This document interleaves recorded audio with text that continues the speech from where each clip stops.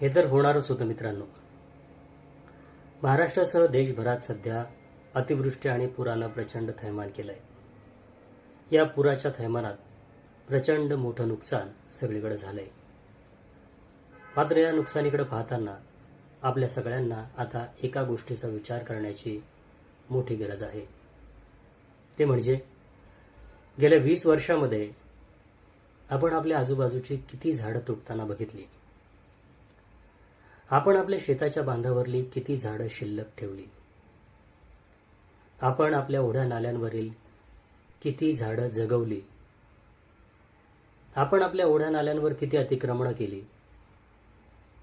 झाडं तोडताना आपण किती पक्ष्यांची घरटी हिरावली.